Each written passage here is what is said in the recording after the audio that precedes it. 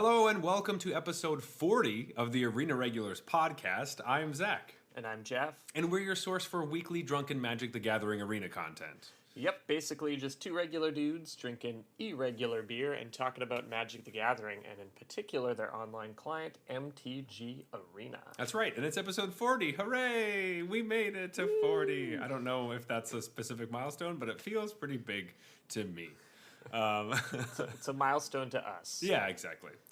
And this episode, we are going to be talking about Jumpstart Historic Horizons and all the new cards that we are getting into Historic. Crazy.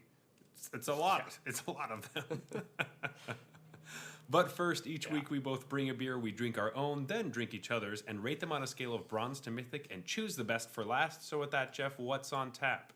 Okay, I brought a beer called Lodestar with Plum, made by Elora Brewing Company, and it's a sour beer that presumably has been made with plum.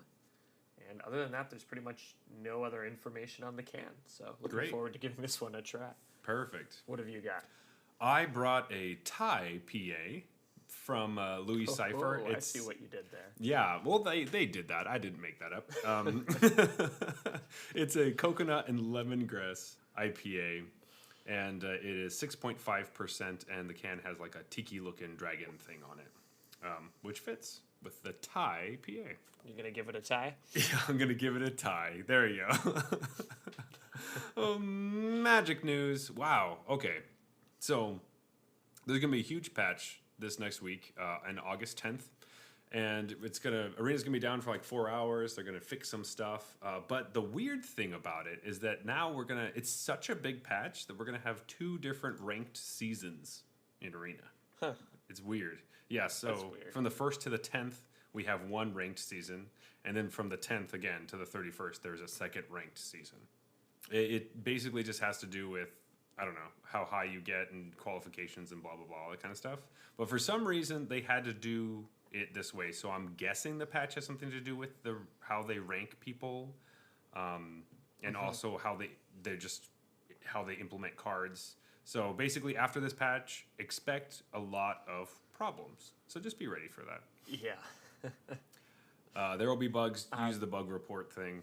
It works. So does that mean I have like a week to get to Mythic? Yeah, basically. And then I'll have to start over. Actually, no. So they're only going to reset Mythic players for this short one. So if you're Mythic, you'll be bumped down to Diamond, but everyone else will just stay in the same place. And I think you just get your season rewards for both times. I think so. Oh, that sounds like it's all upside. Yeah, they weren't extremely clear on that, but to me, it sounds like, yay, extra packs. That's good. Do they tell us what it's for in particular, or just say it's back-end stuff? They said that it was a lot of back-end stuff, and mainly how they're... So I'm assuming it's a lot of, these old mechanics, maybe like Madness and different things like that, just to a better way to implement those so they can put more cards into Arena faster. That's what it seems like to me. Okay. Yeah. Also, Jeff, Yeah. we're getting a new queue. What is that? What's the queue? What is that? I think it's Historic Brawl. Yeah. It's coming. 100-card singleton Historic Brawl, as I predicted. Be coming to the game around this time. Yeah, did you predict that, or was that me? I think I remember, me winning this. No, I'm pretty sure it was me. I said we're gonna have Historic Brawl queues by July. So technically, it was announced in July, and it's gonna be implemented in August. But still, I think that's a win. That's a win for me. I'll have to think about whether I'm going to give you that one. All right, well. To me, it looks like August 3rd, Whatever. Historic Brawl, 100-card Historic Brawl is going to be, I guess, not completely evergreen, but they're adding a queue. So if you really like that, please play it, because then you'll get to keep it, and we can keep playing it. Yeah, I mean, they've been kind of hinting at this for a while, right? Mm-hmm. With a lot of the historic anthologies they're releasing that have zero impact on constructed historic and have a bunch of random, commanders in them. Yeah. So it'll be nice that you can actually use those cards if you purchased the Historic Anthology, for example. And this may come up a couple times in the episode. So just, this Historic Brawl thing is pretty important, I think, for... Yeah, it's important that this is a new way to play the game that's coming. And so, we'll be seeing a few cards that it might be geared towards. Yeah, probably. Hey, Jeff, there's also a really big, important event coming up this weekend. Oh? Yeah. What's that? It's one of those gauntlets. It's the Challenger Gauntlet. Oh, the thing that qualifies you for the thing that they're discontinuing? Yes. Yeah, that one. Oh, okay. That's happening. Yep. Cool. Yeah. That makes sense. It had to happen sometime, I guess. I'm a little thrown off because I figured the new set's been out for a while, and so it's like they can actually play with the new cards, or no? Well, the thing is that actually they will be playing Historic, and there's a bunch of new cards coming to Historic next week. So they thought that they would have the tournament happen this week. Okay, that checks in. See, I was thinking Standard. Why do they get to play with Adventures in the Forgotten Realms Standard cards? Yeah. The event's only half Standard. The other half is Historic. So if they wanted to do their traditional thing of having them play right before the new cards come out, they could only do it for one of the two formats. Yeah, because how else would they be able to advertise the new cards? Everyone who's watching those is really interested in the cards that have already been spoiled and just want to play the new cards, and they'll That's right. watch the tournament. Anyway, if you're interested, that's this weekend. The wind has been taken out of my sails a bit for this one. I probably won't be excited till Worlds. So yeah, I'll check out the World Championship for sure, and maybe grab some deck lists out of this event if I want to play some Standard. Absolutely. Yeah, and 4 players from this tournament are going to go to Worlds, so I'll keep an eye out for whoever wins. And yeah, that's pretty cool too. Yeah, that's about it. All right, Jeff. Should we just start talking about new cards? I think that's what it's time for. I think that's what the name of the game is today, basically. So, holy moly. All right, so we don't even have all of the cards yet. So we're basically just going to be reviewing what has been spoiled so far. But by the time this episode comes out, they may have added 200 and something more cards that you could have seen. So yeah. We think most of those are non-rare. Is that correct? Correct. Yeah, I think there's only a few rares left, like 7 or something. So we'll have most of the impactful cards probably to discuss, or most of the highest impact cards. Exactly. In the rares and mythics. Yeah. So Jeff, I thought it might be a good idea to just start with the digital only cards. Does that sound good to you? We could just get through some of those. Yeah, so in this set, Historic Horizons, Jumpstart Historic Horizons, we're going to have some new cards that kind of push Magic in a different direction. So for the first time ever, they're going to have cards that you can't actually print in paper because they rely on the computer system that MTG Arena is. So these things can create cards that add to your hand instead of creating tokens, or maybe they will change something's power and toughness forever, even if you bounce it or you bring it back from the graveyard or something, it will still have that effect. And so these kind of tracking issues or randomization issues that you wouldn't really be able to get away with in paper, but you can use a computer for it, they're finally just adding these directly into MTG Arena. Yeah. So, I mean, honestly, if you want to hear our thoughts about these, you can go to last episode, but I guess I'm just going to say it right now. I've actually been pretty on board with this right now. I'm pretty excited to see how it works out. I don't personally think any of the cards are super busted, so I'm happy about that. I actually think they could have pushed the envelope a little more on these. Really? Done more stuff that felt impossible to do in paper. Because some of them are like, this is pretty close to something you can accomplish in paper. It's not quite the same, and I get that, but it's not going to play that differently. Yeah, there are a lot of like ones where they had one great idea and they put that on one card, and the other one's like, I guess, we could do this too, and then they just like make a cycle of 5. Yeah. They're like, okay, well, all right, well, we could try this one, and then they're like, all right, that's okay, but let's just not make it too crazy. So, but we do have 5 planeswalkers, one of each color, classic. We talked about the black one last week, so we have a few other ones. We should just dive into these, I think. Cool, yeah. I mean, the black one, Davriel was pretty cool, so I'm expecting some stuff. Exactly. Perfect. Which one do you want to talk about first? Well, I'm staring at them in order. I'm not sure what that order is. I guess it's just alphabetical, so let's do Freyalise. Perfect. Sky Shroud Partisan. So this is 1 green for a legendary planeswalker, Freyalise, with 4 loyalty. So 3 mana planeswalker, already a good start. +1, untap up to 1 target elf. That elf and a random elf creature card in your hand perpetually get +1/+1. So remember that perpetually means it's just going to be a permanent stat buff. Imagine you're sharpieing out the power and toughness on your card and upgrading it. -1, seek an elf card. So that just means basically get the next elf card in your library, right? Mm-hmm. Like, and add it to your hand.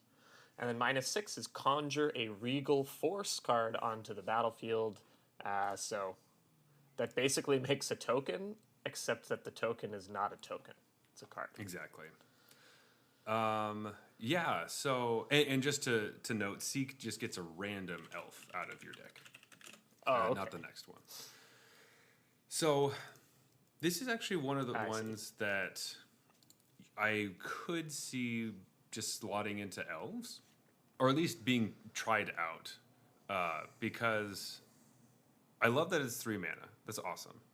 That's like, as soon as I saw it, I was like, oh, absolutely not, until I realized it only cost 3. And I was like, you could actually play this, because then it kind of, before when it was 4, you had to want it over Tyvar, and now it's like, you know, I could play this on turn 2 so much easier, and it's basically drawing me creatures and or pumping my cards. I don't know. What do you think? It's also worth mentioning, I guess, that Regal Force is a 5/5 that when it comes into play, you draw a card for each green creature you control. So that's pretty big. Yeah, so the ultimate is pretty good here, especially in an elf deck where you just want to, like, vomit your hand onto the battlefield, have, like, 13 elves and infinite mana. That's a pretty strong ability. I just think the other 2 abilities aren't really that good. Like, you have to plus twice to get up to 6 before you can do that. And that ability kind of nets you a mana, I guess. It untaps like a Llanowar elf. Yeah. But it doesn't do that much for the elf game plan otherwise. So unless you're able to use that mana right away, you know, you have to be able to make up the 3 mana you spent on this, I guess. Yeah, it would be good with... there's that one elf that taps for each elf you control. So that's in that deck already, so that does make that quite good. True, it's good with that. But it's bad with Collected Company, because you can't play this off of Collected Company. So you might have to choose whether you want to go Planeswalker route or Coco route, and it feels like Coco is probably still better. Yeah, like maybe you play this in your sideboard to bring in against control decks that make you a little more resilient to Wraths. That's true. Something like that. Because it does just draw you cards.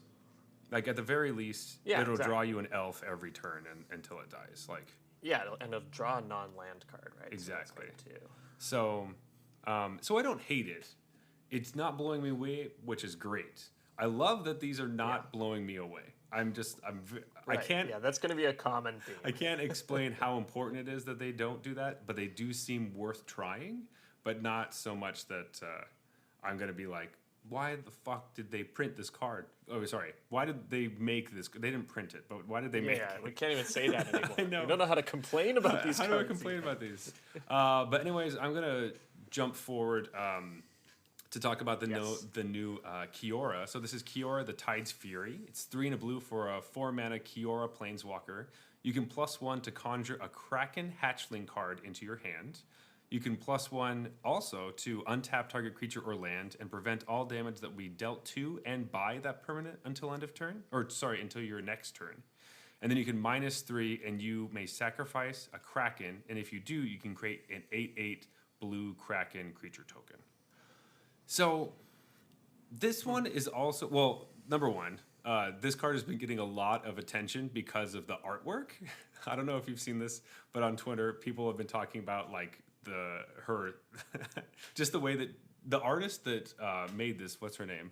Magali Villeneuve. Yeah, so she also did like Rowan and Will, and the camera angle that she uses, or I guess the perspective that she's giving us, makes it look like these are so huge, these planeswalkers, and that they're kind of going to step on you. And people have been, it's kind of a thirst trap, and people are making jokes about, oh, you step on me any day, Kiora, or all this stuff. It's it's been really funny. Sorry. And it just made me laugh. So when I look at it, it makes me laugh like that. But so first, I like the card because of that, because it's always fun when there's something non-magic related to talk about with the card.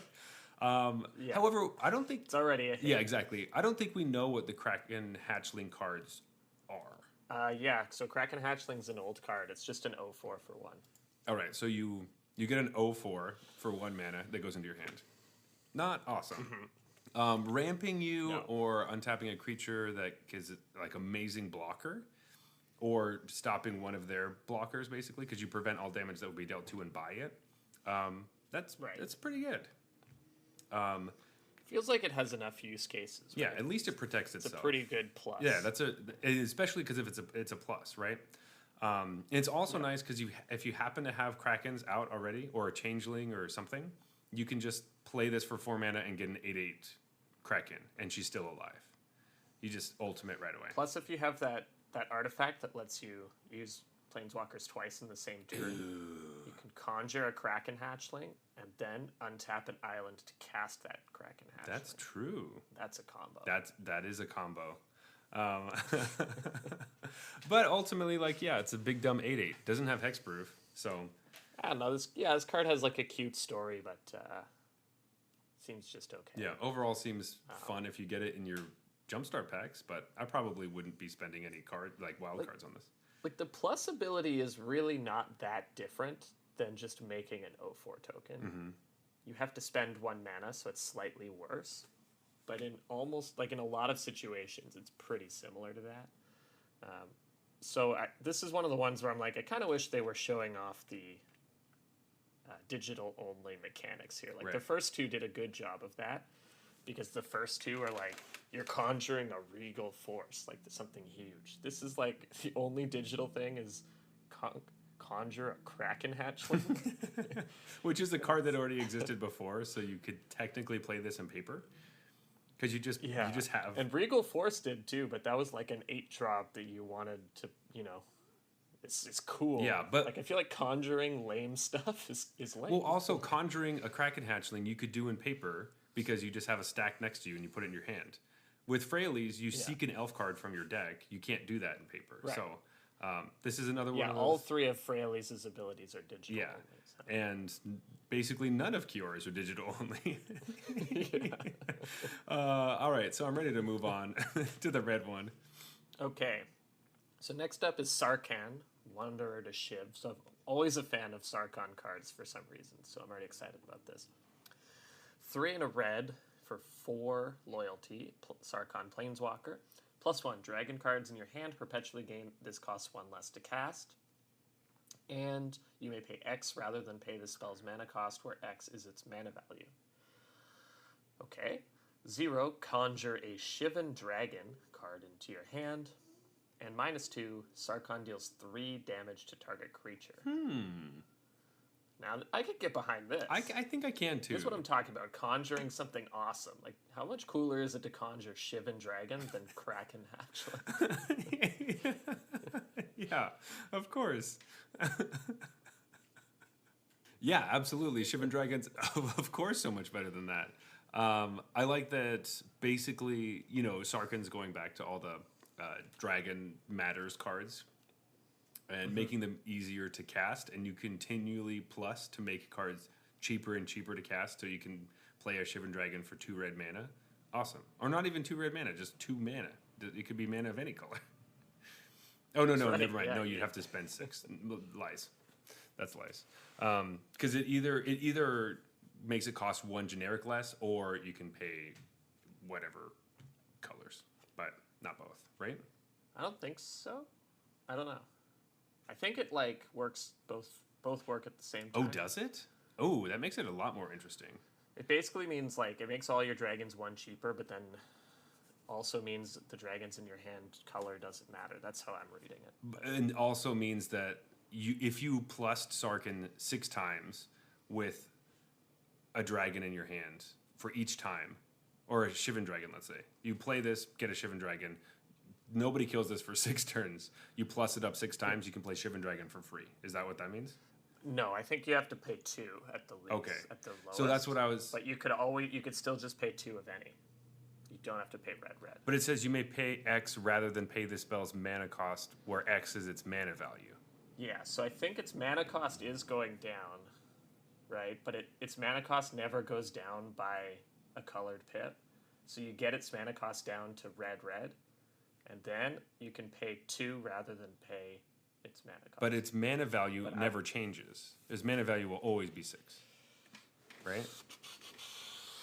I don't know, because I guess it depends how perpetually works with that. Yeah, that might be kind of interesting. Because my understanding of mana value is that it's always the same, and you can make the cost less, but the mana value is always 6. Mm-hmm. But with this, the ideas were kind of changing cards and doing stuff that we normally can't do. So I guess I just assumed that I could get my Shivan Dragons to cost 2. Yeah, of any color. Of any and color. I was thinking you could either... 2 generic. Yeah, and to me it was you could either make your Shivan Dragons cost 2 red, or a dragon in your hand that you can't cast because you don't have the colors, you can still cast. I don't know. All right, let's just agree to play Niv Mizzet Reborn, so that the distinction doesn't matter. Perfect. There you go. You're always just paying 5. All right, so this is the first thing I need to learn about this set is how this card actually works. That's going to come up a couple of times. Because I definitely thought I knew how it worked going into this, and after talking with you, I have no idea. So, perfect. Great. In any case, it's a 4-mana lightning bolt. No, not even. It's a 4-mana deal 3 to a creature. Lightning. Yeah. That's good. Whatever that's called. Yeah. But it does leave something around, and even if you play this, deal 3 damage to whatever they have, conjure a few Shivan Dragons into your hand, that's probably worth it in the end. Totally. Yeah. I think people are going to overestimate that 0 ability, though, because, that's quite a bit worse than draw a card, for example. And I think people are going to say, oh, it, comes down and it draws you a card, or kills something and draws you a card. It's not really, though, because you would never put Shivan Dragon in your historic deck. It's just not good enough. Yeah. And so you can imagine that 0 as saying, draw a bad card. Mm-hmm. In the same way that you probably weren't comparing Kiora's +1 to draw a card. Exactly. If that card said draw a card instead of the +1, it'd be much better. But yeah, exactly. So, no, I definitely agree with that. So this one seems like, hey, maybe a fun dragon deck, but I'm not expecting this to ruin anyone's day. You're not going to put this in your Dragonstorm deck as a way to, if all your Dragonstorms get pulled out of your deck, you can still actually cast stuff. Yeah, maybe. That could be a good sideboard card. Who knows? Yeah. I think it's probably just too slow for historic. Yeah. But yeah. Basically what you're saying, the rate of 3 damage to a creature for 4 is just too bad. Exactly. It's also interesting because it doesn't help your commander in Historic Brawl. It only does dragon cards in your hand. So you can't even make your commander cost less if it was a dragon. Interesting. But this can be your commander. No, that is true. It can be your commander. So then maybe you make a mono-red Sarkhan commander deck. Or sorry, Historic Brawl deck is what I meant to say. Yeah. All right, moving on. So Teo, this is... I wanted you to read this card because I know that you love Teo so much. So this is Teo Aegis Adept. It's 2 white for 4 loyalty Teo Planeswalker, which also I realized that all the Planeswalkers have 4 loyalty, so that's kind of nice. It just looks clean. I like clean. I feel like they probably all had 4 CM or mana value too. They probably were all 4 total mana, and then for whatever reason, Freyalise got. They're like, you know what? Freyalise needs to be a little bit better. Yeah. Anyway, so Teo has a +1. Up to 1 target creature's base power perpetually becomes equal to its toughness. It perpetually gains. This creature can attack as though it didn't have defender. Then it also has a -2. You can conjure a lumbering light shield card onto the battlefield. and it has a -6. When you get an emblem with, at the beginning of your end step, return target white creature card from your graveyard to the battlefield. You gain life equal to its toughness. Okay, so this is the first card that conjures a card that is also new. Yes. Out of these ones. So Lumbering Light Shield is what it's the one that's like Paolo, right? Yeah, it's the one that's like Paolo. So it's a 1/4 for 2. When it enters the battlefield, the opponent reveals a non-land card at random that perpetually gains. The spell costs 1 more. Okay, so it's not like Paolo because it's at random. Yeah. But I don't know. I know cards like this are always popular, but I never like them. These like get the walls deck, and then all the cards that let your walls attack and use their toughness as power. I was never into that gimmick, but I know it is a popular one that they make cards like this every once in a while, and people always try to make it work. So Yeah. I'm sure there will be people playing their Teo's Light Shield decks in Historic. That's great. What are you talking about?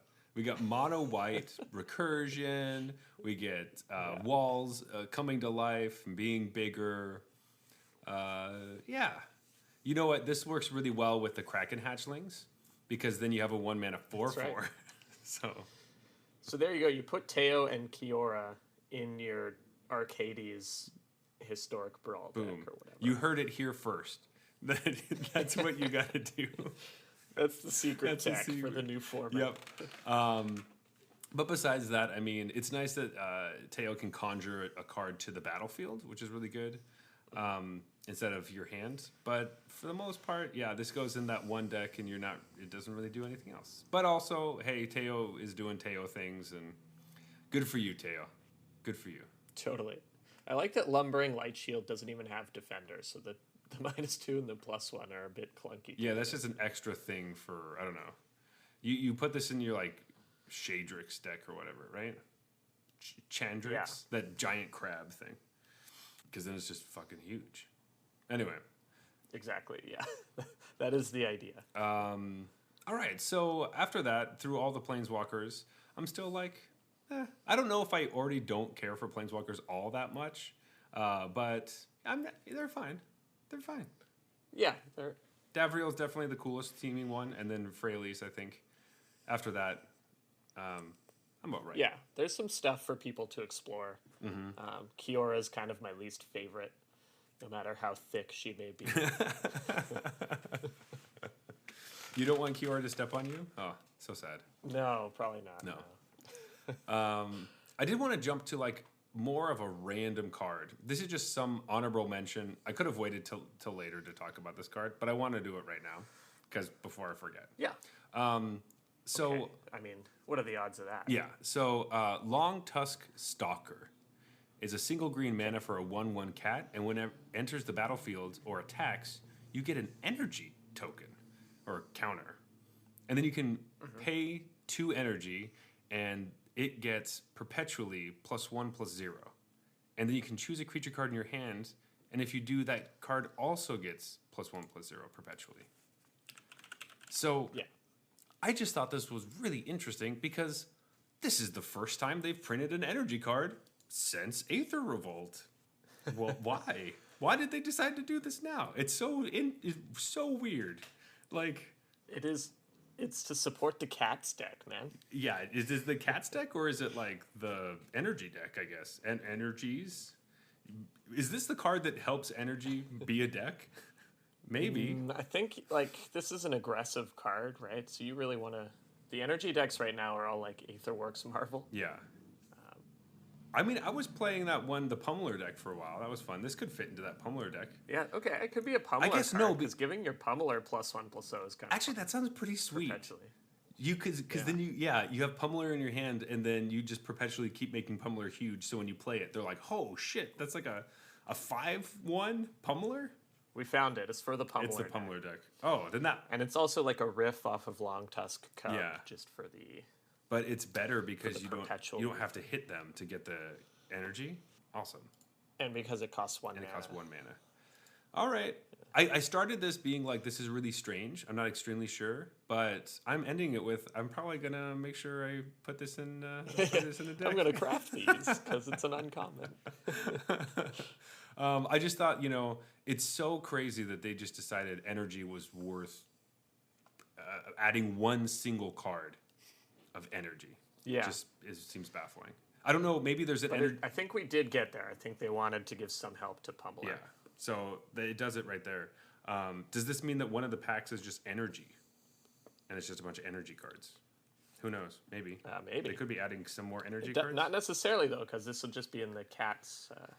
The cat's. I guess that's true, but it seems like a pretty bad cat for that.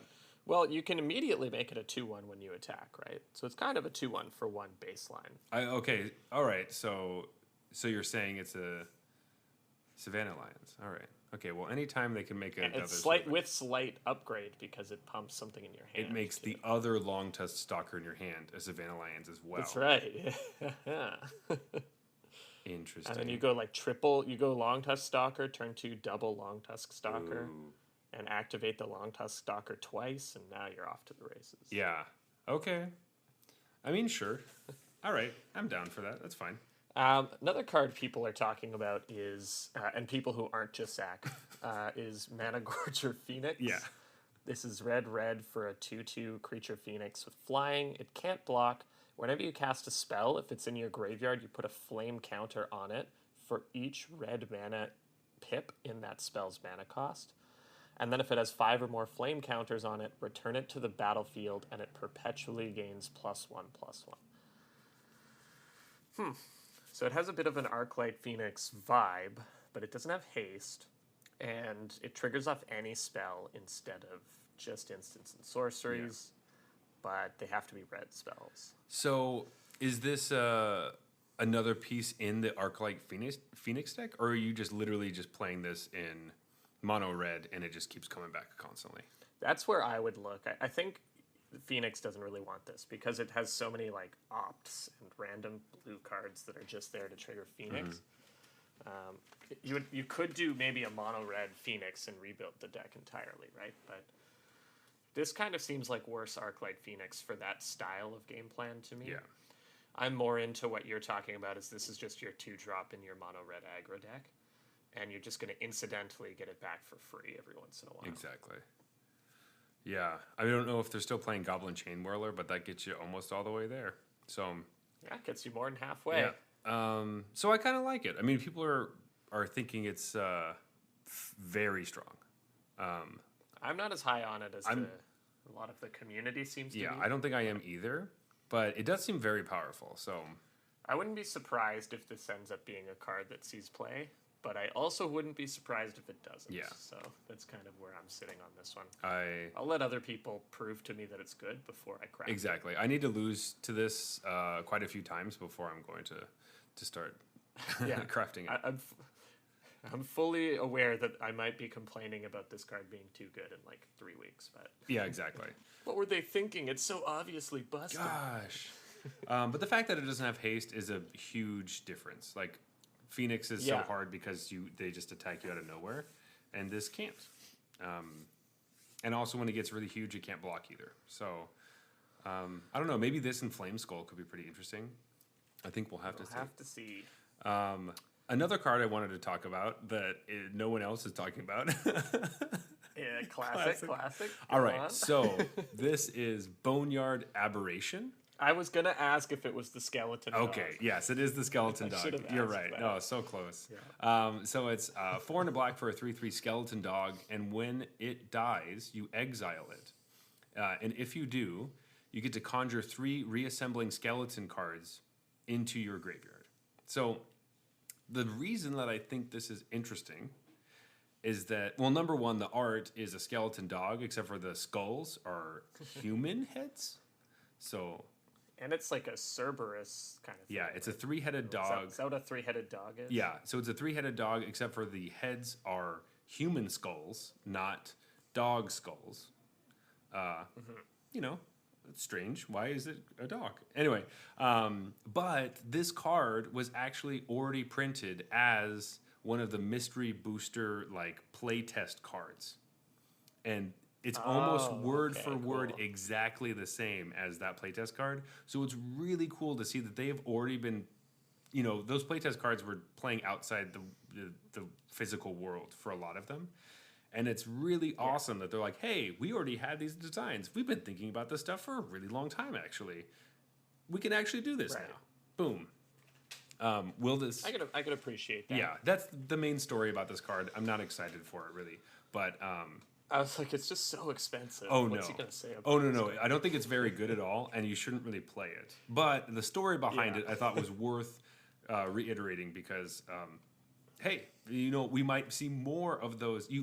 If you're interested in seeing if any of these cards or any more cards are going to be added to Historic that are digital only, go look through all those mystery booster random test cards because those cards could be added to Historic because they already are doing it right now.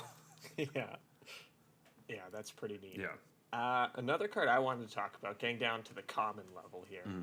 Plague Crafter's Familiar. This is a 1 and a black for a 1/1 rat with Death Touch. And when it enters the battlefield, choose a creature card in your hand. That card perpetually gains Death Touch. I just think this is a cool design. I don't know if this is any good, really.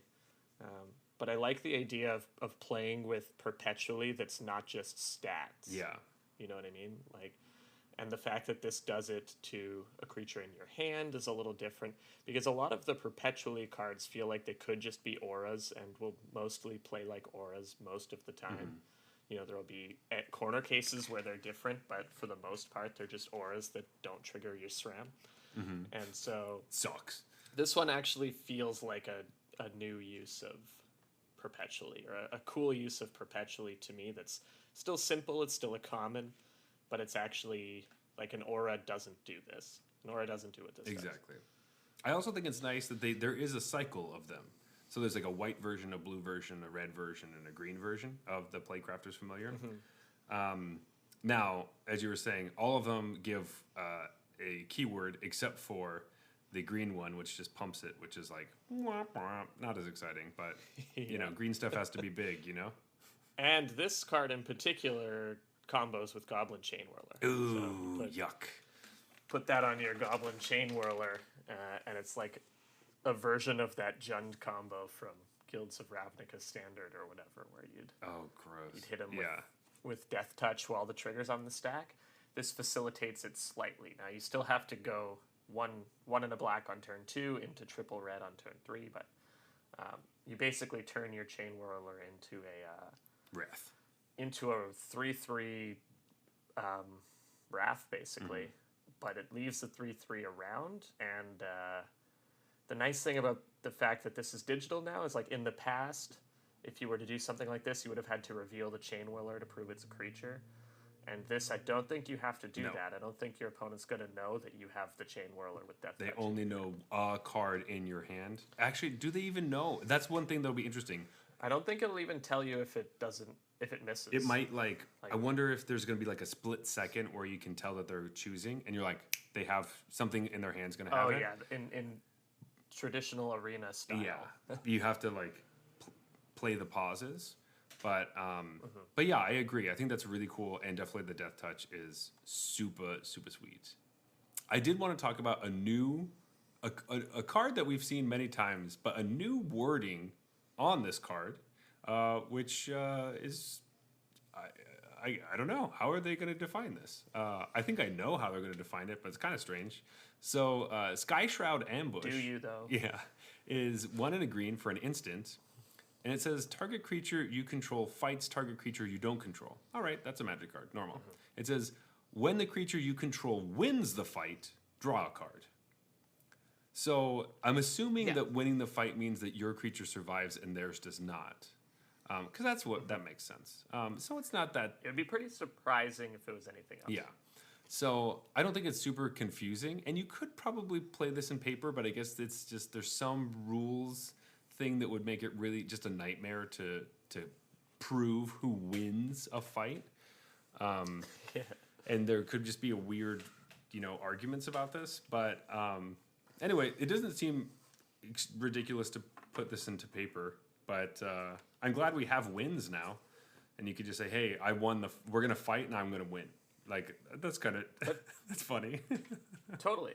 And I agree with everything you said, except I'm not sure I agree that it's not that confusing. Because I was thinking about this because you brought it up, right, in our Discord. And so we were like, okay, it must be if my creature survives and their creature dies. For example, does that mean that if I have Leyline of the Void in play and their creature goes to exile instead of the graveyard, that I did not win the fight? So like there's a whole bunch of interactions with stuff like that. They have figured out. They have made a decision. They just haven't told us what that decision is, and that might change whether I play this card or not. Yeah. Like if I know I'm not going to draw a card, I might not cast it. Yeah, but also I wonder if it's just literally, is your creature still on the battlefield and theirs is no longer on the battlefield? Yeah, it could be that too. But the original way we just said it was their creature dies. That's true. And yours does not. All right. I see how it can be confusing. I get it. So I think it is one of those two, right? Yeah. Okay, it does make sense. I understand. I know that there's a reason why they did it this way, because otherwise they wouldn't have done this way. But I do think it's a kind of confusing card. But sweet to have it, sure. Fight. Yeah, fight I just draw. don't know how it works. Exactly. Because they didn't tell me how it works on the card. Hey, it's just like the Sarkhan. I still don't understand how that card works, even though they tried to tell me, but I don't really know. That's kind of a rules thing about perpetually, right? Where this is a rules thing about only this card says wins on it, so it's kind of a bit different. Exactly. Sarkhan's like, I don't know how things interact with perpetually because I've never played with that mechanic. Mm-hmm. Whereas this is the only card that says that. Exactly. So, but Jeff, do you have any specific, maybe one last card you want to talk about before we go on a break? I think the only card that I kind of had my eye on that we haven't talked about yet was just Pool of Vigorous Growth. Just as, I don't know if you ever heard of Momir or played Momir. Yes. But I just think it's nice that they printed Momir card. Yeah. I think a lot of people really like Momir in that event on Arena. It's fairly popular. So it's cool to have this card. Do you want to read it just so everyone knows what it is? Yeah, so it's 1 and a green artifact. It has an activated ability of X, tap, and discard a card to create a token that's a copy of a random creature card with mana value X, activate as a sorcery. So I'm guessing it only pulls from cards that are on Historic, or on Arena, and legal in the format that you're playing. Yeah. Probably. So it won't do... Because one of the things that would happen with Momir sometimes is you'd, activate this and get Phage the Untouchable and lose. Oh. But... Because you didn't cast it from your hand or whatever. So then... Whatever Phage says, it's like when it ETBs, if you didn't cast it from your hand, you lose. Yeah. But I don't think that's a possibility because Phage isn't on Arena. Exactly. Well, that would be a curveball. You're like, what does Phage cost? 8? You're like, all right, 8 mana into this. Let's see what happens. Something good. And then Phage comes out, and there's a whole... That would be awesome. If they did that, and they only put Phage on there just to screw people over with this. A weird dice roll that they didn't know that they were rolling. And so Phage comes in, and they even have, a whole animation and everything of, Phage just, touching your cards and just making them disintegrate. That'd be pretty sweet. Yeah, so I just thought this was a cool nod to a format that people liked. Yeah. And I mean, I really hope they do throw Phage in here. That's one of the cards that gets spoiled tomorrow. But I don't think this card's very good, though. No, I don't think it's very good either. And I'm not the biggest fan of the Momir thing. It's kind of fun to play a little bit, but it's kind of worn itself out. Yeah, I personally never got into it, but I like the idea of giving a nod to the people who do Absolutely, especially because we play a lot of it on Arena. That's a very popular thing, so it's nice to keep that in the Arena family. And when I was saying that I hope it makes Phage, I don't want them to put Phage in Historic. I want it to be a card that is just random and just... I see. Okay, they just have added it to this card's code. Exactly, and that's the only way you can get Phage into the battlefield, and you just die. Yeah. That's what I want. I don't really need them to actually add that to the format. Sure. But yeah, anyway, that'd be great. There may be some of these cards that we talk about in the next half that kind of work with other cards, but for the most part, they all seem pretty chill and fine. They'll be fun to play in the Jumpstart packs, and and they're, for the most part, most of them aren't really targeted at ranked constructed Historic play. These are cards you'll see in the Historic Brawl queues, probably. Absolutely. But with that, Jeff, I need another beer. So how about we go on a beer break? Let's do it. Oh, Lodestar.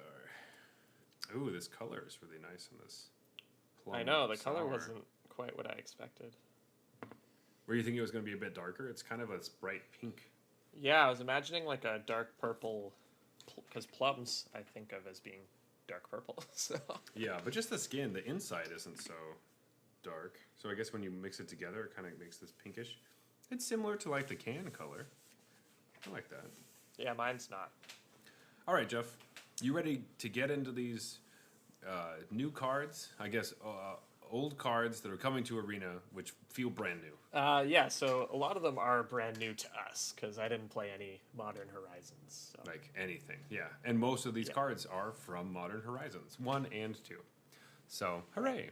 And some of them, I'm reading them for the first time recently. I'm like, oh, this is a card. Cool. That's right. Mm-hmm. So where do you want to start? I was thinking maybe we could start with just talking about how much tribal there is. Absolutely. I think that's a great starting point.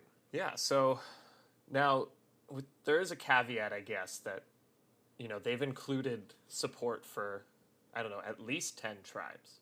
Like, yeah. There are a lot of tribal stuff going on here where you just have a few important cards that help those archetypes. And Historic, let's be honest, competitive Historic is not going to be dominated by all these tribal decks. So a lot of this is a way to give you a way to play your favorite tribe in Historic Brawl.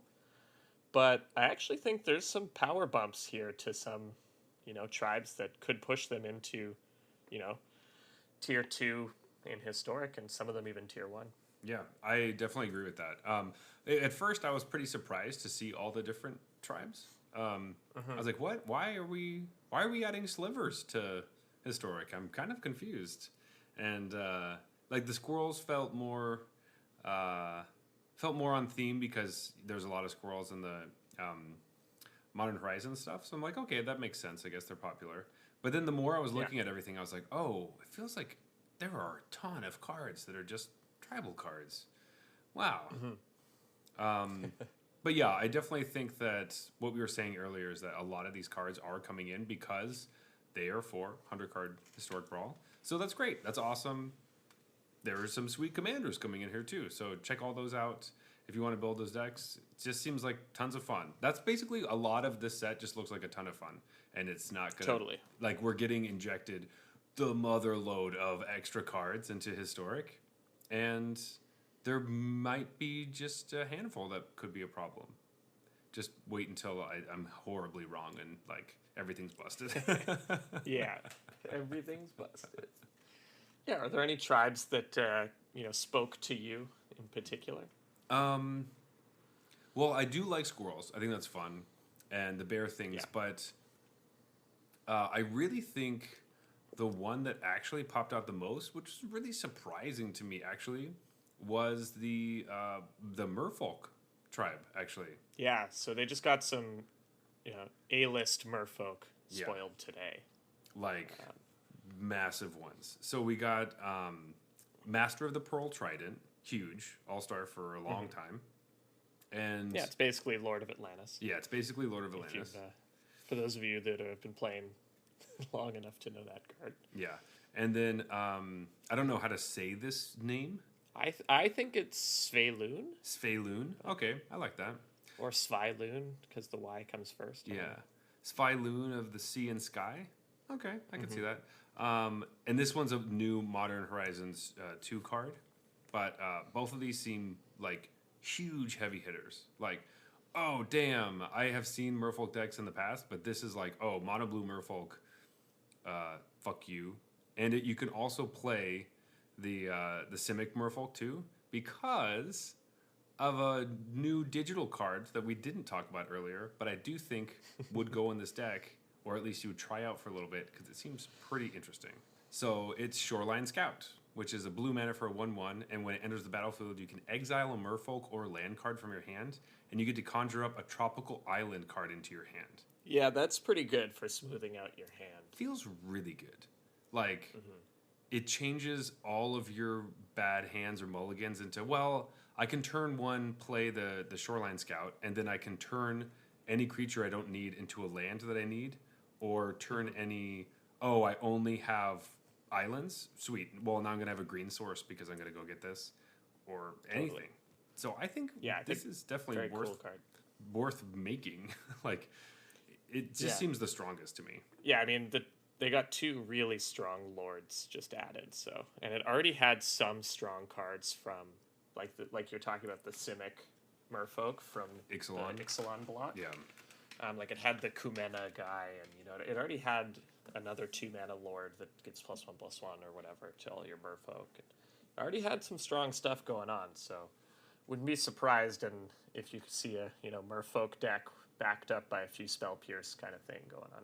Exactly. Also seems sweet that Island Walk will be a problem, where maybe some of your control decks want to have blue sources that aren't islands. Yeah, totally. Yeah, I agree. I think Merfolk looks strong. I also think Squirrels is awesome, but realistically, I don't know if it's going to get there as a real deck in Historic. Yeah, I agree. They've also added, I thought you were going to talk about zombies, because I know you have a love for that tribe. I do.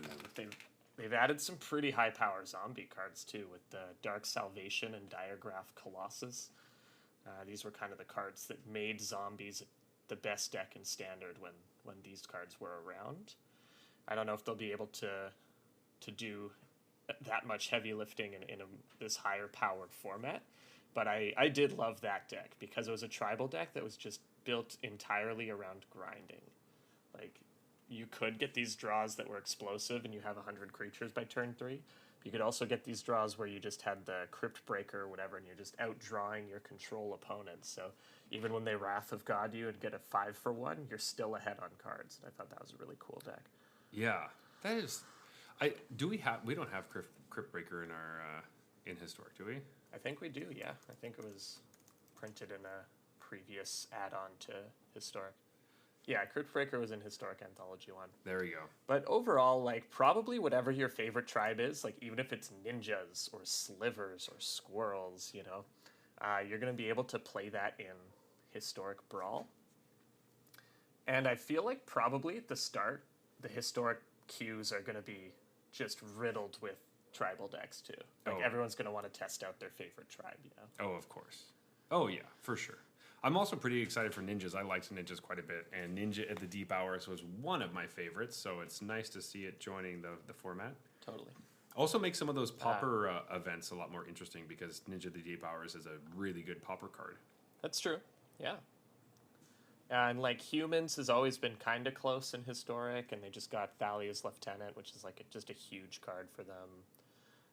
Goblins got some black cards, so maybe now you're going to have 2 ways to build goblins, either like mono red Turbo Muxus kind of style, or black red in a grindier kind of setup. Yeah, I like that. I like that grindiness. This Sling Glade.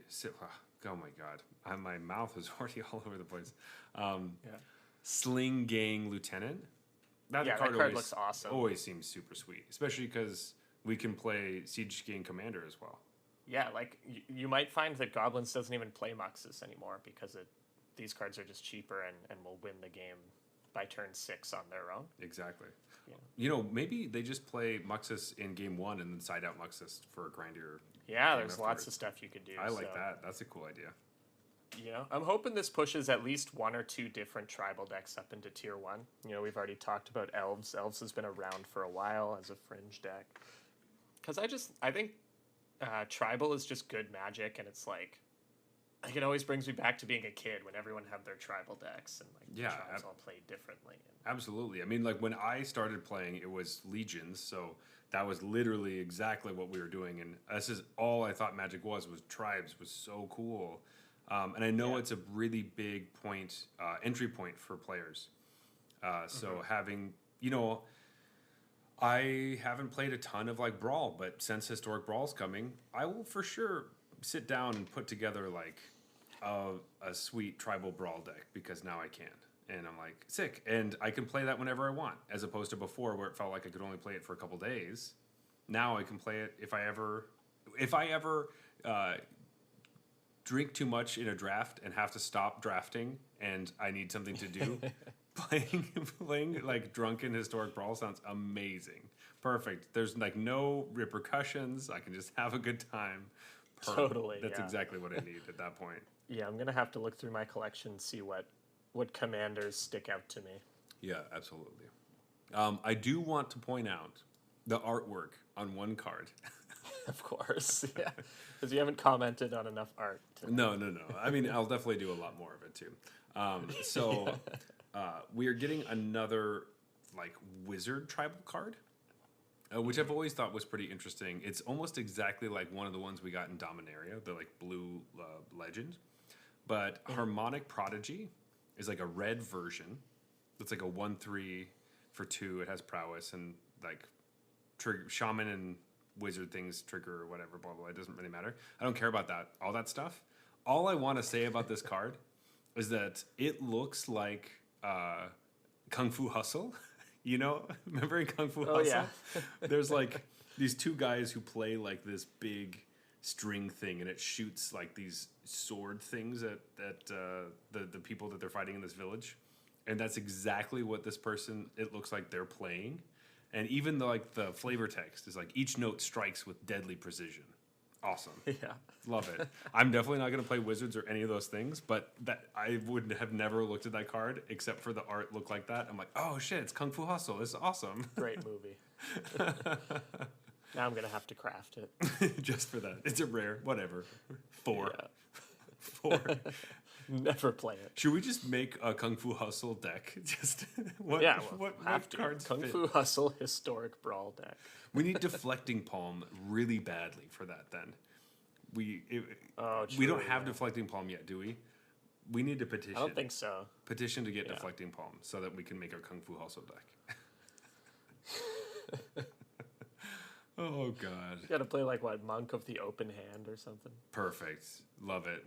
Yeah, Master of Flowers. Master of Flowers. Yeah. Yeah. We can't turn him into a dragon, though, because that's too much. Really fit. That doesn't really happen.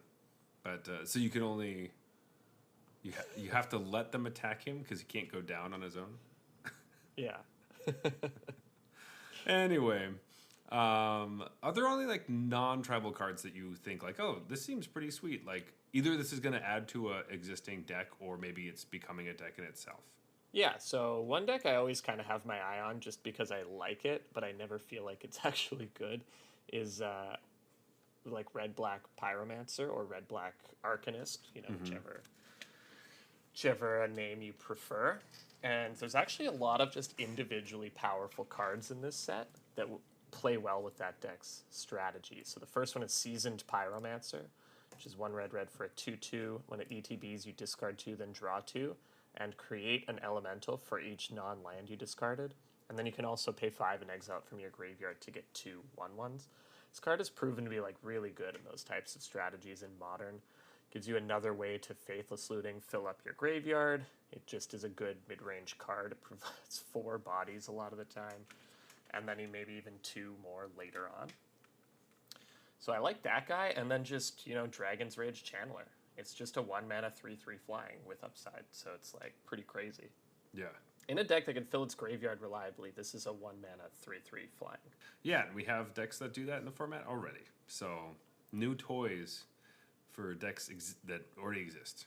Yeah, and then there's just a bunch of random stuff on top of that, but those are kind of the 2 that has me looking towards that deck for sure. Yeah.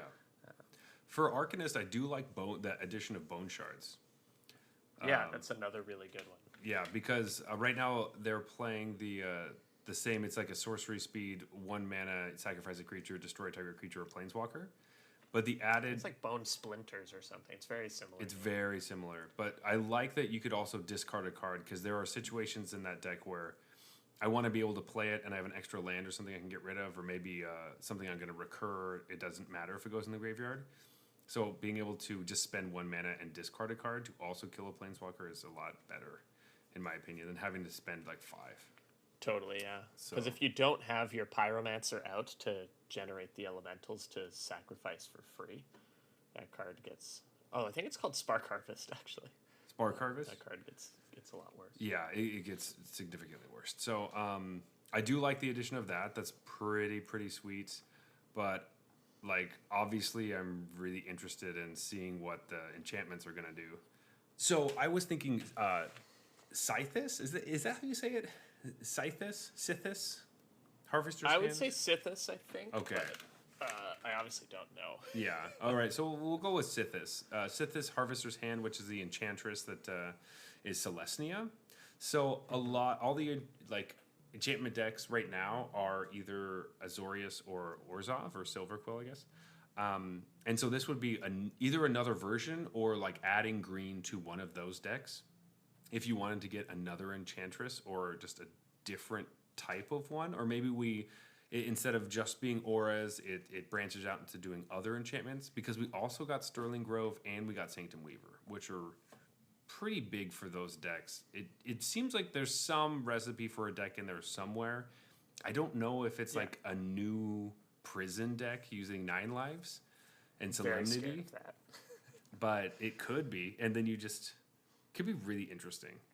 And Sterling Grove, ugh. Yeah, because you can't target it. Sterling Grove gets the pieces you need, and then when you have them out, Sanctum Weaver, it lets you play your your Approach to the Second Sun really quickly. So that sounds like something. It sounds like something that I hope is not good, but at the very least, I have to imagine Sithis. It's worse than your other enchantresses in the current builds of like Orzhov Auras, say. Mm-hmm. But those decks are so reliant on the enchantress that it's probably worth just jamming it in anyways. Exactly. Yeah, like the deck is already mostly white, so you just splash a little green. I don't know. This would be, enchantress 9 through 12, but it would really ramp up the consistency of what you're doing. Yeah. I do like the addition of Nettle Cyst as like a, do you want this or do you not want this? You don't really play equipment, but this is an extra like reliable all that glitters. So that also just makes a creature, which can be really important in some cases where you only have your auras and you need a creature really badly. This is both. So but it works better in a SRAM thing. I don't know. I don't know. There might be something there, but they might be traps. You know what I mean? Might be a bunch of traps. Totally. Yeah. I'm sure there's going to be somebody just beating everyone who's trying the new cards with their Orzhov Auras deck. But yeah. But like, what's the fun in that? I mean, there's probably a lot of fun in that, but I'd rather just complain about those people. Yeah. As they kick my ass. Yeah, I did want to ask you, so we are getting a bunch of slivers for the first time. We had touched on it quickly in tribal things, but like, do you think there is a recipe for a slivers deck? I don't think I've really played against, I don't know, is modern slivers a thing? Are slivers relevant at all? Or is it just for fun? Modern slivers, like, pretty bad. It's one of those things that some people play, but it's not really, it's super fringe. Okay. I'm not seeing enough really powerful slivers here. Like, I don't know, you're comparing Predatory Sliver. Okay, it's a 1/1 for 2. Slivers you control get +1/+1. Then another tribe, like Merfolk, gets Master of the Pearl Trident, which is also a 2-drop, but also gives Island Walk, Yeah. And so it just feels like the things slivers are doing aren't stacking up to the lords that are coming out in the other tribes. Definitely. Yeah, and their mana constrictions are so rough, I think, that you have to be able to focus on its, 2 or 3 colors, and it just doesn't always get there. But even though I kind of wished it would, but there may be somebody who comes through and makes this great slivers deck, but or at least one that'll get you. Maybe not great, but one that'll surprise you. Oh, I will lose to slivers for sure. There's no question about that. I think it's mostly here though for Historic Brawl. You want to play your first sliver as your commander, get your sliver deck going.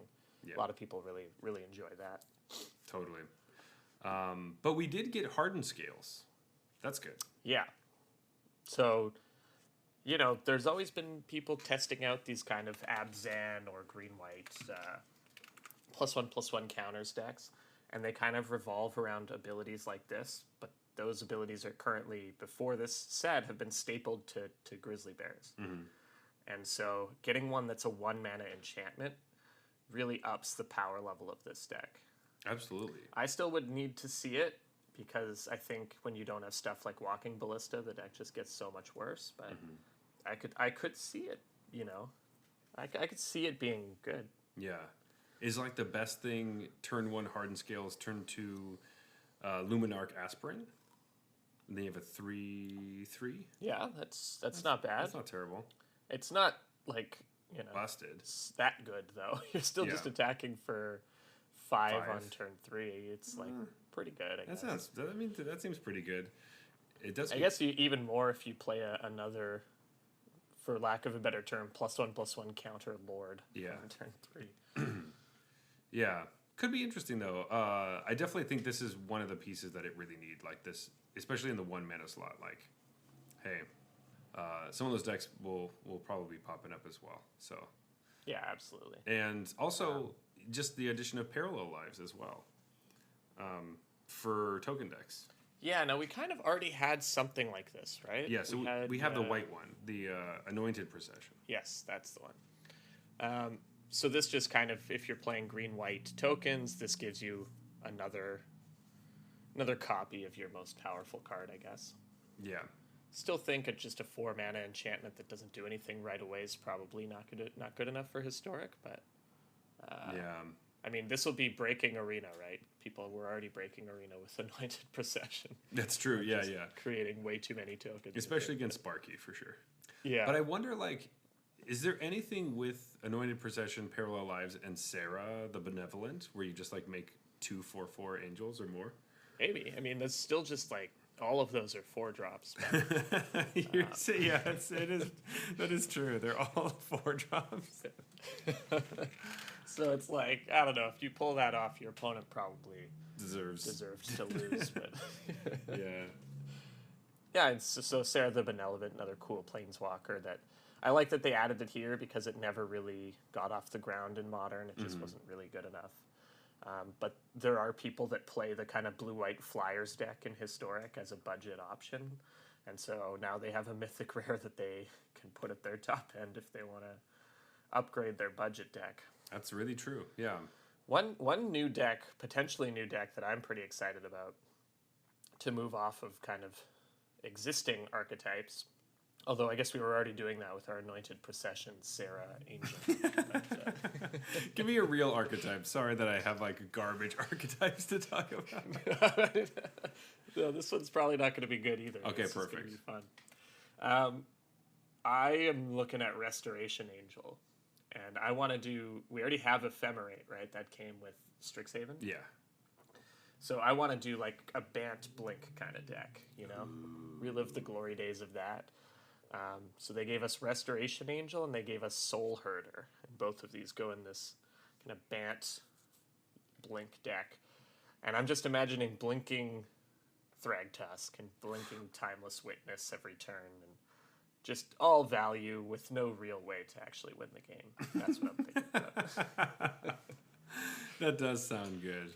Yeah. I do like that. Just blinky stuff. Absolutely. Yeah. Yeah. I'm not even going to attack with my Thragtusk. I'm just going to blink it. And just like... gain 5, make a 3/3. Perfect. Pass. I mean, that sounds pretty great to me. I just gaining some life, just dicking around, playing things, Totally. bouncing things, entering the battlefield. That sounds good. Restoration Angel is a great card, so... Yeah, totally. And they gave us Blade Splicer, that's another good blink target. Yeah, this actually reminds me, so we are getting Vesperlark. So, yeah. Vesperlark was a new card that was kind of a version of, what was the other one? Something Lark? Revelark? Revelark, there you go. So this is a smaller version of Revelark. And basically it's 2/1 with flying for 3 that when it leaves the battlefield, return target creature card with power 1 or less from your graveyard to the battlefield, and you can evoke it for 1 and a white, which would do that immediately. So basically what we're finding out is that the card Davriel's Withering, which is one of the new digital-only cards, gives a creature -1/-2 perpetually. I'm just going to start saying perpetually after now. You're going to say it the way they should have. Yeah, exactly. Of course. Why would I not? But anyway, so if you give Vesperlark -1/-2 perpetually, it's going to be a 1 minus 1. So when it dies, it finds a creature with power 1 or less, which it is a creature with power 1 or less now, that is perpetually 1. You return to the battlefield, it immediately dies, and you just do that over and over and over and over again. You will continually to get enters the battlefield and dies triggers. So if you have any card like a Blood Artist or anything like that lets you gain life or, ping your opponent for 1 for every time a creature enters the battlefield or dies, you win as long as Arena's Rope lets you. Right. Which isn't a guarantee. It is not a guarantee. But you'll certainly be able to do it 19 times or whatever. Yeah, and there are 2 Blood Artists in Historic, right? There's the black, white, gold one, and then there's also Blood Artist itself. Yeah, so there you go. No, that sounds like... It doesn't sound out of the question as a combo deck. Yeah. Because all of these cards are kind of okay on their own. Like the Vesperlark already gets you back your Blood Artist if it's dead or whatever. So it could be a thing. It could be a thing. There is a lot of hate for it, so I don't think it's going to be this busted deck, and people are, after they die once, they're going to be like, all right, this is a thing that I'm going to squash. But totally. It does seem pretty fun. If you wanted to beat that deck, you could beat that deck. Yeah. They're still going to have, 4 Thoughtseize, 4 Inquisition of Kozilek to try and snag your Grafdigger's Cage or Rest in Peace or whatever it is that you brought in. But it's going to be pretty hard for them to beat Leyline, so that'll just start in play, and then they will lose. Yeah, at least if you're playing white, so you can blow up enchantments, so that's good. I don't know, seems cool. I was thinking when you said Vesperlark, I'm just thinking, play Elementals, this brings back your Risen Reef. Let's go. Oh, okay. Like a Bant Risen... Because usually Risen Reef, you're playing... Super fair version of Elementals. Yeah, I was going to say... Much more fair than with the direction you took. Yeah, no. And I didn't make up that myself. I definitely have seen that places. So I just think everyone should know that Vesperlark and Davriel's Withering is cool. Also, just because Vesperlark would not be able to do this without a card that perpetually makes it this way. Right. Yeah, it's a cool kind of showcase of how the new mechanic is something that wouldn't happen in paper. Exactly. But it is kind of funny that the result of it is just an instant win combo. Yeah. But it's a 3-card combo. So so it's not crazy. You could also just without the Blood Artist, you're not doing anything. Well, you can draw. You'll just make the match draw. So there's that. If you want to do that. Oh, Vesperlark isn't a May. So if Vesperlark was your only creature, option, you'd would draw. Yeah. But if you had another option, you'd just be wasting your own timer, I think, until you eventually picked that other option. Yeah, I think so. But I don't know how Arena handles draws, but I think they just say draw. I don't know. Well, a lot of the time, Arena will be like, if you don't take a different action, the game will end in a draw. Gotcha. And then you're like, I will it's not. Like, hey, stop doing that. Stop doing that. I will not take a different action. Right. Oh gosh. But yeah. Anyway, besides those, overall, I did want to ask: are you excited for Yawgmoth, Thran Physician? So, unless they give me some Undying creatures, I'm not. Okay. I was really excited to see Yawgmoth because it's my favorite deck in Modern, but it's a combo card. Yawgmoth is not a reasonable... it doesn't really do anything on its own.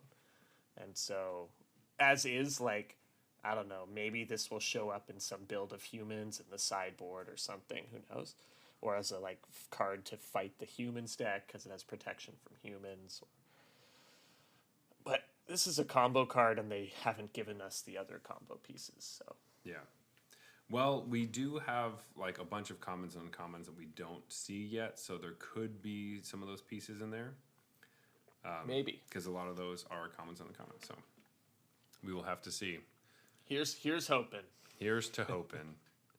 Yeah.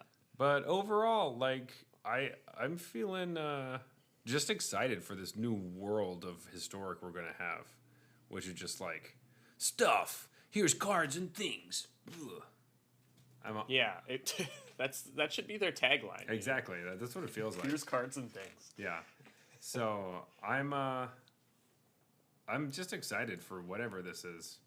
Yeah, I think one other card that I'm really interested in that I think just got spoiled pretty much is Archmage's Charm. Mm-hmm. So it's blue, blue, blue, and you get a bunch of options. You can counter, or you can draw 2, or you can gain control of a non-land permanent. I guess I don't know about excited. I kind of hate cards that let you either counter or draw because I think they take the gameplay out of out of playing a control deck because you never have to decide which one you're going to do until you know the answer. But this card, what I like about it is that for the past little while, Jeskai has been the control deck because it has Lightning Helix and stuff like that. But it's hard to play this card in Jeskai. It costs blue, blue, blue. And this card is good enough that you might want to go back to like blue-white control. So it might revitalize the blue-white control decks because Archmage's Charm is just good enough that it's better than making your mana bad and playing Lightning Helix or whatever. Absolutely. So if they're going to print some help for control, I like that it's something like this where, okay, now it's not just a free roll to play Jeskai or to play Esper or whatever. Yeah, okay, I see that. I agree because, it's nice when cards push you into specific colors with their mana costs. Rather than when it's just like, oh, my control deck, I just play everything because the mana's so good. And I can, yeah. Because then, obviously, busted fucking cards come out of that. Or just horrible situations. So if you're a fan of blue-white control, it might be back on the menu. Teferi Hero Dominario just entered the chat. That's right. And they can play the new Kiora, so that's pretty sweet. With Teo. So boom, there you go. You can get that combo going. Perfect. Note that we do not actually advise spending wild cards in this deck. Oh, jeez. But anyway, that's basically how I feel about these cards, the ones that we have so far. Yeah, I mean, are there any other pieces of art that you have strong feelings about, or? Ooh, I feel like there probably is, but yeah, I feel that way as well. I just want to quickly go back to Kiora.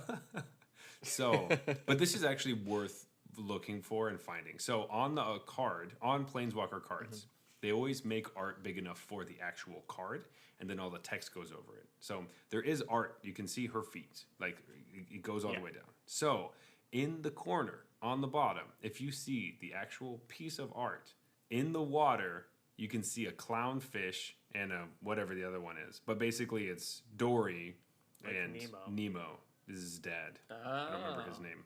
Interesting. So they knew this person that made this piece of art that you wouldn't be able to see that in the actual card, but they add it as a little Easter egg. So it's definitely worth going out, checking out. Like that.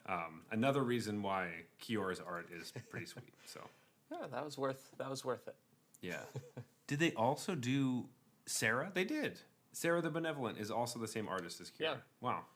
Magali does a lot of stuff. So they did Chandra, Torch of Defiance, like a lot of the big art pieces for Planeswalkers. And a lot of the really cool art, like they did Negate, one version of Negate where the merfolk's like blasting something off. Oh, sick. I can actually always tell their art because the way they paint magic is very, like magical spells is very kind of unique to them. And I'm actually a fan of their pieces, but I never noticed this giant perspective thing, so I'll have to keep an eye out. Yeah, keep an eye out for when these planeswalkers are looking down on you and they're going to step on you, I guess. Yeah, because just like the strength in Chandra is so visceral that it really comes through a lot of their other pieces. Wow. Yeah, actually, through this entire thing, go check out just a bunch of Magali's work because it's pretty sick. Oh, man. New favorite artist? Maybe. I've been a fan for a while. Feel like it just felt like magic. But now that I'm specifically looking for it, it's pretty sweet. All right, Jeff, do you have any last thoughts about anything before we go to last call? Yeah, I think this looks awesome. Yeah, I agree. I'm really excited. I'm going to start playing Historic once this drops. I'll probably, start with a few commons and uncommons because I think my wild card collection might be a wee bit low right now, but as soon as some of the decks start to emerge a bit more, I'm excited to play this new format because, they're printing a lot of powerful creatures, which I like. With Strixhaven, they printed a lot of powerful spells, and now they're trying to balance that out a bit by printing strong creatures. That is a really good point, and I hadn't really thought of that until now. But yes, I'm really happy they're putting a lot of good creatures into the format, because I like creatures, and it's going to be sweet. But I agree. I've been trying to play Historic recently, and it just feels strange because I know it's going to just be so weird and different after this moment that Totally. What's the point? You always get that like pre-rotation feeling of like, why am I even playing this? Exactly. Unless you want your last hurrah for your Auras deck. Yeah, I've been trying to play some. Well, it's already gone. Once Brainstorm was gone, I couldn't play Azorius. So, oh well. Anyway, ready for the last call? Here we go. Sure am. Jeff, are you ready for the last beers of the night? I sure am. Perfect. Here we go. Let's see what we picked. 3, 2, 1. Okay. There you go. Perfect. We picked our own. We did. I thought I might have had you this time with the sour. Yeah, it was close. I just thought this one was so interesting that I wanted to taste it again. Yeah, I want to taste it again. Guess that's a good reason to pick it. Basically. Weird. I wanted another one. I wanted another one, and that's why I picked it. And the other one, I was like, sweet. So we rate our beers because why would we not? That's important. We need to know what the best beer is. And of course, we rate them on a scale of bronze to mythic, which is the tiers in Arena. Whoa. Nuts. Genius, I would say. As always, it doesn't have anything to do with the tier that you are at currently or we are at or whatever. This is just a fun way to rank beers. And with that, bronze beer is trash. It's garbage. We hate it. You don't drink it. You never, ever open it or drink it again. Yeah. Silver is basically nothing too interesting going on here. So most macro brews would tend to fall into this category, and then the less interesting micro brews. Gold is, it's fine, but you probably won't drink it again. Platinum is solid. You probably will drink it again. Diamond is, this is exceptional, and you're going to recommend it to somebody. And Mythic is the best of the best. You would recommend this to anyone who will listen, even a stranger at the liquor store. Boom. Perfect. So, which one do you want to start with? Let's do the opposite of last week. What was that? Which I don't remember what we did last week. So Perfect. Let's go with the Thai PA, because it's fun to say. I'll start. Obviously, I picked it. So, super different, super weird. That's why I like it. Yeah. So, the thing is, most of the time when you have a coconut beer, and I've had coconut beers before, they're always stouts. Mm-hmm. So the fact that this wasn't a stout that had coconut flavoring was so different, and I really enjoyed that part of it. I think it's not actually true. On the show once, we reviewed a coconut porter. Okay. Oh, all right. Sorry. Fuck. Jesus. All right, but it's okay. Sorry. So it's not a coconut chocolate type of flavoring. Mm-hmm. It has just like a fresher coconut feel that comes from like some Thai food or curries. The lemongrass doesn't come super through, but I definitely think it contributes to that overall fresh feel to it. And it's not super bitter. It just kind of has this coconutiness. I just thought it was fun. It's really fun. Yeah. I was going to say pretty much the exact same thing, that I didn't get actually lemongrass, but it definitely was light and crisp in that way. Maybe I didn't get any lemongrass flavor, but you could tell that the lemongrass was doing something because it's kind of light in a way that a coconut IPA wouldn't be on its own. Exactly. Like it's kind of floral, and there was something. It just I wasn't like, aha, lemongrass, yes. Yeah, and it also gives like the IPA a creaminess to it of the coconutty milk almost, which I like IPAs that try to fight against the bitterness and have be a little bit more balanced. And I thought this was a really interesting way to do that. Having my second one right now, I don't know how many I would actually have of this beer. I don't know if it's going to be like that. This is the IPA you should be drinking all the time, but I enjoyed it a lot more than I thought. I really got it for kind of the it looked different, but I'm really liking it. I'm pleasantly surprised by this type IPA, and the name is just so fun. Yeah, it delivered what it promised on like a fun, like funky beer, For sure. outside of what you'll normally get. So with that, it delivered what it promised. I'm just going to give it platinum. It did what it came out to do, and I liked it. I could definitely pick this one up again. I don't know if I would tell somebody that's the one, drink that one, but there will probably be a time in the future where I'm like, oh, I kind of feel like that one again, Yeah, it's funny. I also had the opposite experience of you, where my first few sips, I thought it was like super flat, and I just, didn't really care for it. And so then as I drank it more, I was like, okay, I'm getting some coconut, and it is light and lighter than a coconut IPA or like, most beers I've had that have coconut in them. Whereas you were saying, you liked the first one and then the second one. You're now wondering how many of them you would actually have. Yeah. But I think it lands in platinum for me as well. Kind of gold platinum border though, because it's fine, and it delivered what it promised, which I like. But I don't know if I would buy it again. Yeah. So I could see that. I'll just, because it was cool, like. It was, a lot of the times you'll have these beers that promise stuff, and then you try it, and it's like, it just tastes like an ale. Yeah. And this definitely didn't do that. It kind of gave you the flavors it told you it was going to do, and they do kind of work because they're inspired by Thai cuisine and like, something new. So I'll give it platinum for that. All right. I think that's solid. I think we're good with that. That's nice.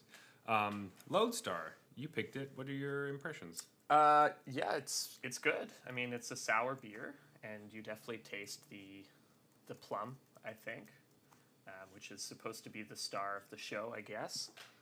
The color's really beautiful. It's not too fizzy. It's not too hoppy. For me, it's a little closer on the scale we always use for sours of the juice versus beer scale.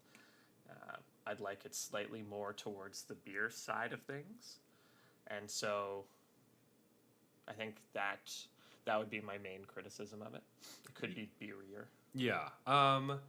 Yeah, I liked it. I've been getting to the point where I've had so many sours, and not that I mean, I love sours. They're great, but it does seem to I've been getting a lot of the same sour notes from any type of sour beer.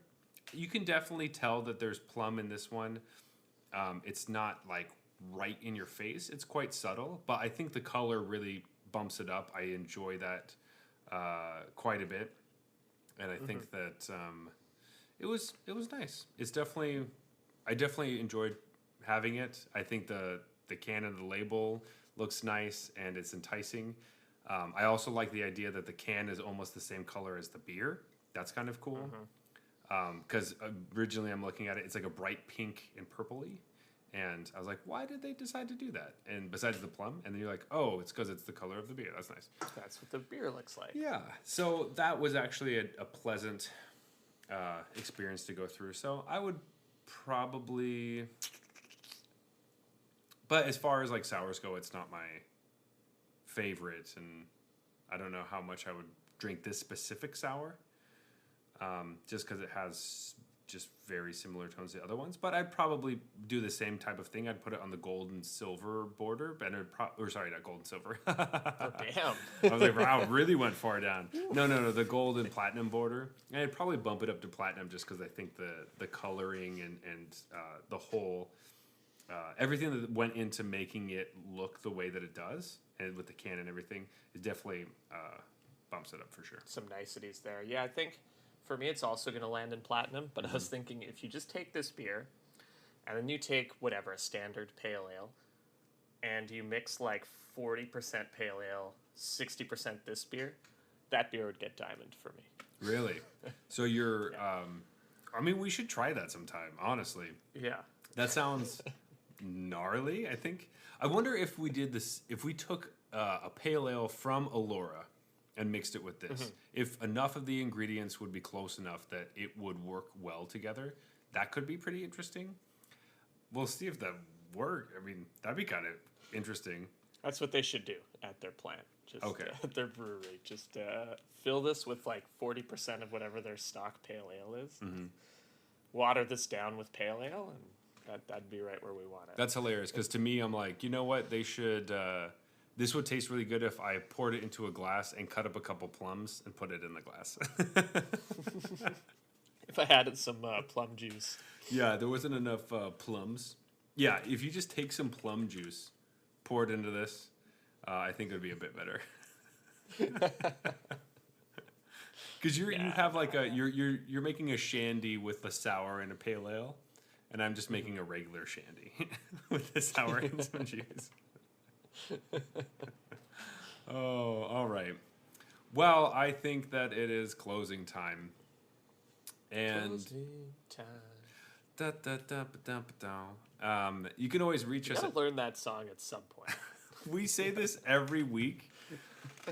I think we should just never know the song now. At this point, we should just it's better at this point. Yeah, it's too embarrassing. Yeah, it's really embarrassing. You can always reach us at Arena Regulars on Twitter and Instagram. You can also find us on MTG Arena itself. On the other side of the table, we'll be under the username Arena Regulars Podcast, and we will have some fun Historic Brawl decks that you might, you're going to beat us. But we're going to be having a great time. Probably. My Vesper Lark deck is not going to do very well, I'm assuming. If you want to talk to me personally, you can find me at Zulberg on Twitter and Instagram. That is ZeulBerg. But Jeff, where can they find you? You can find me at Blues Brews MTG on Twitter, BLUESBREWSMTG. Absolutely. And please leave us a review on Apple Podcasts, on iTunes. Follow us on any platform that you are listening to us right now, Spotify, Stitcher, Anchor, any of those. And check out our YouTube channel because eventually we will be having some videos up there. But in any case, just keep listening and tell your friends and family. We'd really appreciate that. This has been the Arena Regulars, reminding you that whatever goes on between you and Kiora is fine by us. Good night.